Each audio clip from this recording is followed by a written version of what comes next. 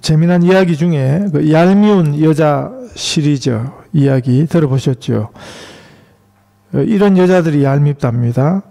연령대별로 10대에서는 얼굴도 이쁘면서 공부 잘하는 여자, 20대 여자는 별 남자들 다 사귀고도 시집만 잘 가는 여자, 30대에서는 성형수술하고도 표 안 나는 여자, 40대에서는요 매일 사돌아다녀도 자식들이 공부만 잘하는 여자, 50대는 먹을 거 다 먹고도 살 안 찌는 여자, 60대는 매일 아프다고 하면서 골프만 치러 다니는 여자, 70대는요 남편이 돈 많이 모아놓고 일찍 죽은 여자, 80대는 제일 신앙적입니다.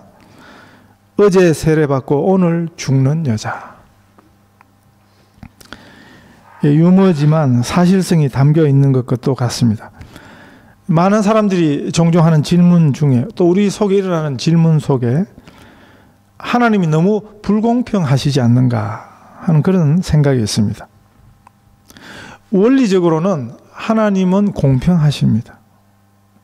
그런데 우리에게 체감되는 것은 하나님이 불공평하시지 않는가 하는 그런 생각이 있는 것입니다.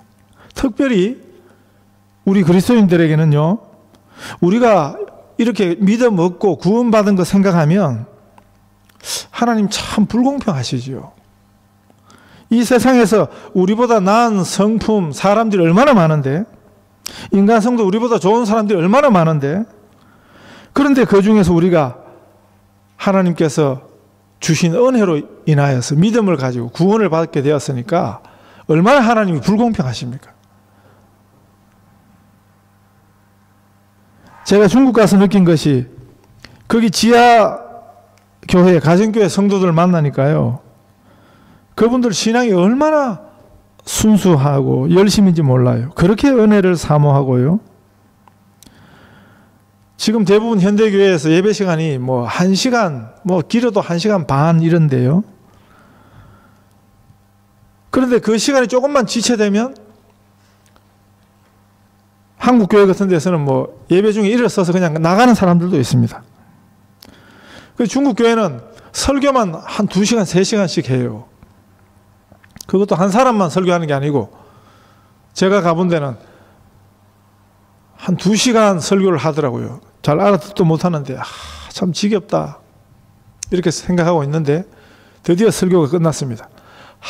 이제 끝났구나 생각하니까 뒤에서 또 한 사람이 성경책을 들고 나오더니 예배 한 번 드리는데 2시간짜리 설교를, 그것도 2사람이. 그런데 중국 교회 교인들은 아무렇지도 않습니다. 그것이 그냥 일상인 것입니다. 저는 목사지만은,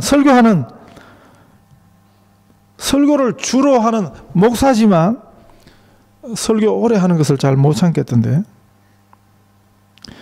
중국 성도들은 그렇지 않습니다. 제가 한 번 가서 4시간을 이어가지고 성경을 가르쳤는데, 그리고 이제 고마 오려고 그러니까 왜 고마 가냐고 막 항의를 해가지고 또 억지로 또 4시간을 더 하고 갔던 그런 기억이 있습니다. 얼마나 말씀 듣기를 사모하고 은혜 받기를 사모하는, 그런데 그곳은 신앙생활 하기가 참 열악합니다. 위험천만합니다. 그런데 우리는 어떻습니까? 신앙생활 하는데 아무 제약이 없습니다. 자기 마음먹기에 달려 있습니다. 이런 것을 볼 때 하나님이 불공평하시지 않는가, 그런 생각이 드는 것입니다. 이 여호수아에서도 하나님께서 이스라엘을 인도하시는 그 일면에서도 하나님께서 너무 이스라엘 편만 드시고 있지 않는가, 가난한 사람들에게는 너무 혹독하시지 않은가, 이런 생각을 자연스럽게 할 수 있을 정도로 그 시대의 그런 형편을 성경은 우리에게 보여주고 있습니다. 그러나 이 성경, 이 여호수아서만 들여다보면 그런 것이지, 성경 전체를 놓고 보면 절대 하나님께서는 불공평하시지 않습니다. 이런 관점에서 여호수아서에서 특별히 이 라합의 이야기, 그리고 본장에서 기본 거민들이 구원받는 이야기는 이 불공평해 보이는 그 사건들 가운데서도 공평하신 하나님의 그 은혜를 엿보게 하는 것입니다. 하나님의 구원 계획 속에는요, 이스라엘만 구원하시는 게 아니었습니다. 원래부터 하나님께서는 모든 열방들을 다 구원하시는 그 하나님의 뜻이 있습니다. 그 하나님의 계획 가운데, 하나님의 뜻 가운데 순서적으로 먼저 이스라엘 백성을 택하신 것입니다. 그래서 이스라엘 백성들을 먼저 택하시고 그들을 통해서 다른 열방들을 구원하시는, 그것이 성경에서 보여지는 하나님의 구원 계획인 것입니다. 이런 큰 구원 그림 안에 지금 이스라엘이 가나안 땅을 정복해가는 이 과정의 이야기가 소개되고 있는 것입니다. 그렇기 때문에 이 안에서 소개하는 라합의 이야기와 또 기본 주민들의 이야기는 한편의 작은 이야기가 아니라 여호수아에서 보여주는 가장 중요한 이야기라는 것을 우리가 알아야 하는 것입니다. 이 여호수아와 그 이스라엘 백성들이, 이 기본 사람들이 자기들을 속여서 이스라엘과 화친의 언약을 맺었다는 것을 알게 되었습니다. 그들이 했던 거짓말이 금방 들통이 나게 된 것입니다. 그런데 이미 맺은 그 화평을 깰 수가 없었습니다. 이 점이 이상한 것입니다. 성경은 한번 정해진 원칙은 무조건 지키는가? 그렇게 성경 보시면 안 돼요. 성경은 무조건적이고 막무가내고 그러지 않습니다. 여러분 성경을 잘 몰라서 그렇습니다. 성경 보세요. 정해진 규칙이 변경이 되는 경우가 많습니다. 물론 하나님의 약속이 변경되는 경우는 없습니다. 그러나 백성들을 위해 주신 규칙과 규례, 이런 법들이 시간이 지나고 환경이 바뀌어서 달라지는 경우도 많은 것입니다. 한번 정했으면 무조건 끝까지 가고 그런 막무가내 하나님이 아니십니다. 앞뒤 꽉 막혀가지고 참 답답한, 그게 하나님이시고 하나님 말씀이고 성경이고 그러지 않는 것입니다. 정해진 원칙이 깨어지는 경우도 많습니다. 특별히 모세 오경 속에서 제사법은 더 이상 지켜지지 않습니다. 제가 여러 번 말씀드리는데요. 우리가 드린 예배는 이게 제사가 아니에요. 이건 예배지. 옛날 제사, 자꾸 사람들이 착각을 해가지고 목사가 제사장인 줄 아는데 그렇지 않습니다. 제사장이면 여러분이 다, 저와 여러분이 다 제사장이라고 성경이 가르치죠. 더 이상 구약식 제사는 없습니다. 구약식 제물은 없습니다. 구약식 제사장도 없는 것입니다. 왜요? 그건 제사라는 그런 규칙이 폐해진 것입니다. 왜냐하면 제사의 의미가 예수님의 십자가 제사로 완성이 됐거든요. 그래서 우리가 교회당 자꾸 성전이라 입에 붙어가지고 자꾸 그러시는데 성전 아니에요. 교회당 보고 자꾸 성전이라 그러지 마세요. 이건 교회당이에요. 건물이에요. 정결의 규례도 그렇고요. 또 어떤 것은 먹어도 되고 어떤 것은 먹으면 안 된다고 하는 음식의 규례도 사도행전 15장에 오면 이방인 전도하는데 걸리니까, 그거 유대인들이 전통적으로 가져오던 것이니까 사도행전 15장에 오면 폐해졌습니다. 이방인들한테 자꾸 뭘 가지고 먹으면 된다, 안 먹어야 된다, 그런 거 하지 말라. 너무 잔인하게 목을 쫄라서 죽인 이런 짐승고기 이런 거 먹지 말라. 그렇게 말씀하시지 음식에 대한 규례가 다 사실은 폐해진 것입니다. 오히려 그렇게 하는 것이 더 성경적입니다. 한번 정해졌기 때문에 뭐 끝까지 간다. 그 막무가내식 그게 성경이 아니고 때가 되어서 의미 없는 법들은 폐해지고 고쳐지는 것이 그것이 성경적입니다. 하나님 앞에서 맹세했다 그래가지고 하나님의 이름으로 맹세했다 그래가지고 그 자체가 무슨 권위가 있는 게 아닙니다. 사실은 그 기본 주민을 살리시는 하나님의 섭리가 있는 것입니다. 엄격히 법리적으로 보면 이 계약은 무효입니다. 왜냐하면 속여서 맺은 계약이기 때문에 그거는 지킬 이유가 없는 것입니다. 그런데도 불구하고 이 계약을 지키도록 그렇게 본문에 보면 되어 있습니다. 성경은 어떤 맹세라도 지켜라 그렇게 말씀하시진 않습니다. 오히려 뭐라고 말씀하십니까? 맹세하지 말라고 말씀하세요. 그러나 서원한 것은 약속한 것은 해로울지라도 지켜라고 말씀하십니다. 이 말씀은 우리가 하나님께 드린 서원은 무조건 지켜야 된다 그런 의미가 아니고요. 우리는 무조건 지킬 수가 없습니다. 이 말씀의 의미는 해로울지라도 그 서원을 지키도록 힘쓰라는 것입니다.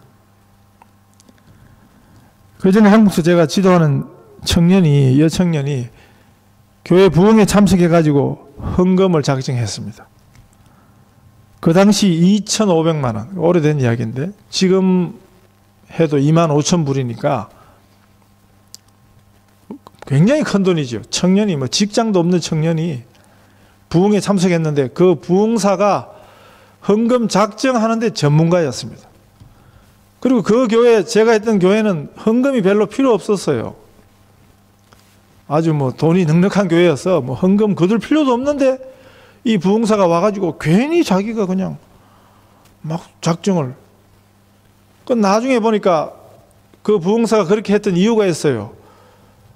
내가 이렇게 헌금을 많이 작정시켜 놨으니까 나한테 사례비를 더 내놔라. 그렇게 아주 더러운 그런 작정 계획이 있었는데 그런데 우리 순진한 청년이 그냥 거기 돈도 없으면서 직장도 제대로 없는 청년이 덜컥 2,500만 원. 자기 힘으로 못 갚는 돈이죠. 그래서 고민이 되니까 얼마나 고민을 하고 고민이 되니까 또 이 청년이 또 새벽기도를 또 생전 안 나오다가 또 나오기 시작하네요. 새벽기도 나오다가 그 당시 인신매매가 성행할 때인데 인신매매 범범 차에 붙들려서 끌려가다가 차문 열고 떨어져서 다쳐가지고 병원에 입원하게 되었습니다. 제가 가니까 막 다친 거 이것보다 더 걱정이 되는 거는 이거 작정한 헌금을 이거 어떻게 다 갚냐. 그게 고민이었습니다. 제가 그 고민을 듣고 얼떨결에 한 거는 안 해도 된다. 제가 그렇게 얘기했습니다. 내가 해결해 주겠다. 그래서 교회 행정 보시던 그 총무 장로님이 있었는데 그 장로님한테 가서 제가 이 청년 이름 빼주세요. 지가 하고 싶어서 진심으로 생각을 잘해서 한 게 아니고 얼떨결에 그냥 그 부흥사한테 속아서 한 거니까 하나님이 다 아시니까 빼달라고. 그래서 그분도 이제 말이 통하는 장로님이 되셔가지고 네 알겠습니다. 딱 빼줬습니다. 우리 이런 거를 잘 이해하셔야 돼요. 얼떨결에 한 거니까 무조건 해야 된다. 하나님 그래 답답한 분이 아니에요.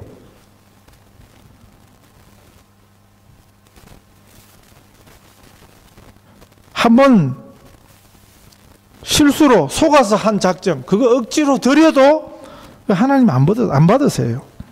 서원을 그만큼 함부로 하지 말라 하는 교훈입니다. 정말로 믿음으로 생각을 하고 생각을 해서 한 서원이면 해로울지라도 최선을 다해서 지키라는 그런 말씀이 그 교훈인 것입니다. 이전에 우리 부모님들이요, 자녀들 문제를 부모가 마음대로 서원해 버리는 그런 경우가 있었습니다.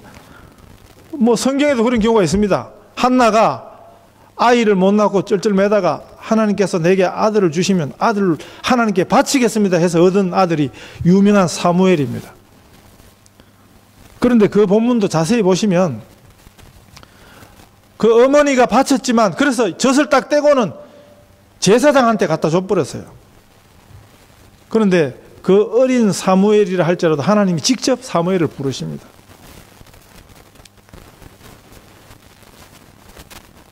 부모는 기도는 할 수 있습니다. 소원을 할 수 있습니다. 그러나 그 결정은 본인이 하는 것입니다.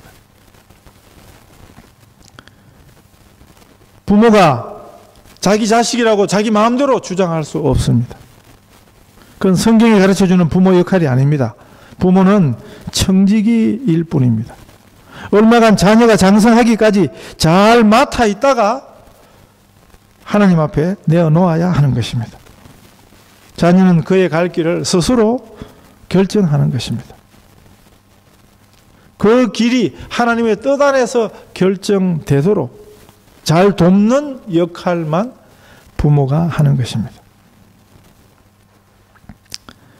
맹세한다고 반드시 지켜야만 되는 것은 아니었습니다. 만약에 기본 사람들이 구원받는 것을 하나님이 기뻐하지 아니하셨다면 사람들이 해놓은 맹세는 아무 의미가 없어질 것입니다. 중요한 것은 겉으로 드러난 의식이나 행위가 아닙니다. 그 내면에 흐르는 그 중요한 의미가 있는 것입니다. 세례도 마찬가지입니다. 우리가 물세례 받았다고 우리가 구원받는 게 아니에요. 어떤 이단은 매주일 세례를 받아요. 세례 받은 사람이 매주일 가서 세례를 받아요. 그런 이단도 있습니다. 물세례 100만 번 받아도 그것 가지고 구원받지 못합니다.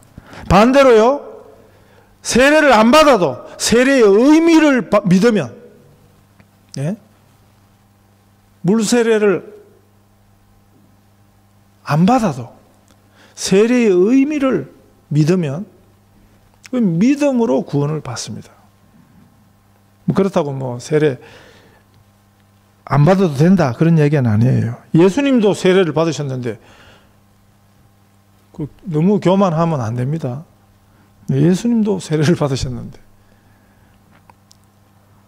그러나 외형적인 그것이 다가 아니라는 것입니다. 오늘 본문을 읽어보면 이상한 점이 또 하나 있습니다. 여호수아가 그렇게 말하고는 그 거짓말로 속여서 맺은 계약 때문에 살려 주기는 하지만 너희는 저주를 받아서 영원히 이스라엘의 종이 된다 이렇게 말을 하고 있습니다. 그런데 내용을 들여다보면 그게 저주가 아니에요. 왜 그런가 하면 이 기본 사람들이 이스라엘 사람들의 종 노릇을 합니다마는 그런데 그게 내용을 보면 종이 아니었습니다. 27절에 보시면 어떤 종입니까? 여호와의 단을 위하여 나무 패고 물 깃는 일을 하는 종입니다. 이 말은 성전 제사를 위해서 수종드는 종입니다. 여러분, 성경에서 구약에서 성전 제사를 위해서 수종되는 사람들을 부르는 말이 있지요. 그게 제사장들입니다.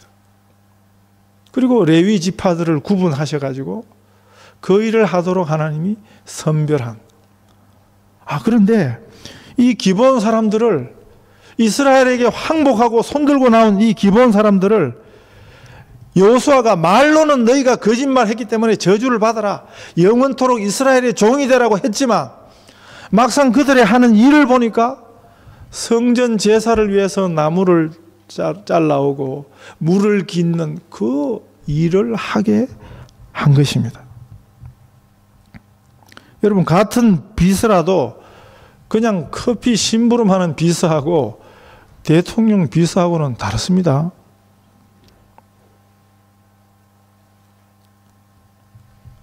하나님께서 이렇게 섭리하신 것입니다. 기본 주민들은 살기 위해서 거짓말로 속여서라도 이스라엘과 화친의 계약을 맺었는데 하나님께서는 여호수아를 통해서 이스라엘 백성들이 그들을 해하지 못하도록 섭리하셨고요. 그리고 그들을 그냥 살리시기만 한 것이 아니고 그들이 하나님 성전 제사를 위해서 수종드는 일을 하도록 그렇게, 그 말은 뭡니까? 이 기본 사람들이 이스라엘의 가장 한 중심에 들어오도록 하셨다는 것입니다. 인간의 종이 기분 나쁜 것이지요. 세상의 종이 그게 기분 나쁜 것이지. 하나님을 위해서 우리가 서임받는 종은 그건 가장 복된 것입니다. 가장 자유인인 것입니다. 사실은요. 그래서 우리가 신약 성경 읽다 보면 신약 성경의 저자들이 자기들을 스스로 예수 그리스도의 종이라, 하나님의 종이라 그렇게 부르고 있는 것을 볼 수 있습니다. 이것이 바로 하나님의 은혜인 것입니다. 여리고성의 기생 라합이 하나님의 은혜로 구원만 받고 끝난 것이 아니라 그랬죠. 이스라엘 중에서도 가장 존귀한 여인이 되었습니다. 그래서 우리가 이 라합 이야기, 기본 주민들이 구원받은 이야기를 들여다보면 복음이 무엇인가 하는 것을 알게 되는 것입니다.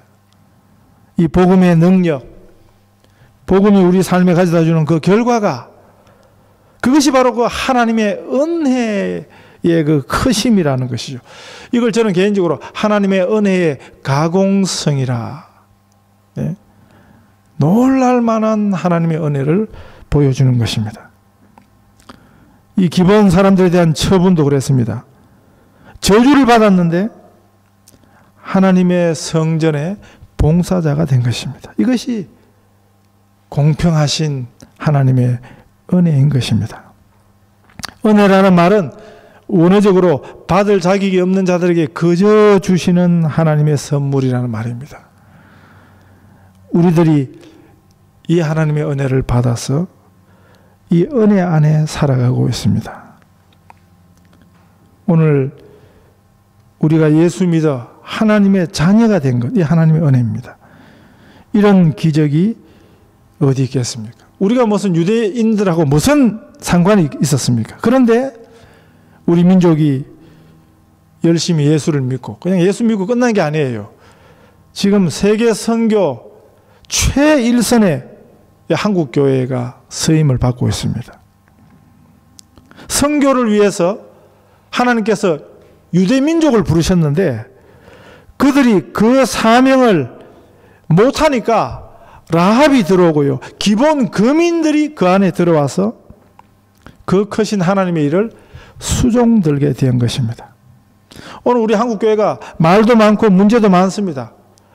그러나 처음 기독교 복음을 받아들였을 때는 이 복음의 변방 중에서도 변방이었습니다.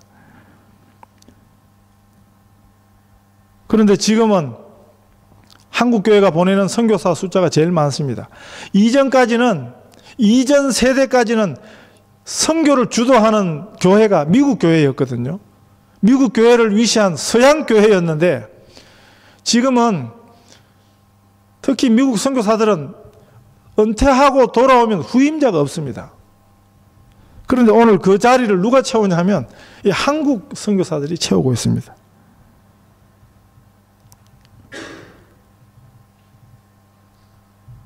그 미국 주도의 서양 교회가 주도하던 선교는 이제 다 끝이 나고 그 대타를 한국 교회가 하고 있습니다. 그래서 이 기본 거민들의 이야기는 우리 민족의 이야기와도 같은 것입니다. 우리 각자의 이야기인 것입니다. 우리가 예수 믿어서 어느새 하나님을 예배하는 그 중심에서 우리가 서임받는 이것이 얼마나 큰 축복이고 특권이고 은혜인가를 잘 헤아려 보실 수 있기를 바랍니다. 그래서 이 주어진 자리에서 주신 은혜를 다시 한번 감사하고 찬송하는 우리 성도들 다 되시기를 축원합니다.